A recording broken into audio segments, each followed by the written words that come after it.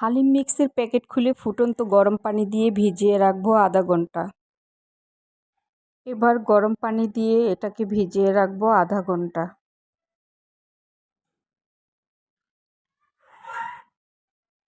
একটু নেড়ে চেড়ে দিব। এবার একটা বাটিতে মশলাটা ঢেলে নিব। এবার চুলায় একটা প্যান বসিয়ে 1 কাপ পেঁয়াজ কুচি 1 কাপ তেল দিয়ে এবার ভালোভাবে নেড়ে চেড়ে দিয়ে দিব ছোট ছোট টুকরো করা মাংসগুলো।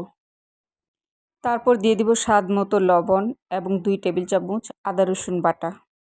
এবার কিছুক্ষণ নেড়ে চেড়ে দিয়ে দিব মরিচের গুঁড়া 1 চামচ, হলুদের গুঁড়া আধা চামচ, ধনিয়া গুঁড়া হাফ চামচ, গরম মশলা গুঁড়া হাফ চামচ।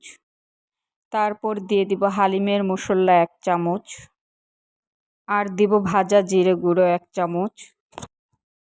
এবার নেড়ে চেড়ে কিছুক্ষণ কষিয়ে নেব। কষিয়ে গরম পানি দিয়ে এবার আগে থেকে ভিজিয়ে রাখা হালিমের ডালটা দিয়ে দিব। তারপর কিছুক্ষণ নেড়ে চেড়ে আবার একটু কষিয়ে নিব। তারপর কুসুম কুসুম গরম পানি 4 কাপ দিয়ে দিব। 4-5টা কাঁচামরিচ দিয়ে দিলাম। এবার হালিমের অবশিষ্ট মশলাগুলো দিয়ে দিব। তারপর পেঁয়াজ ব্রেস্তাটা দিয়ে দিব। হয়ে গেল আমার ঝটপট হালিম রান্না। কেমন হলো কমেন্ট করে জানাবেন। আল্লাহ হাফেজ।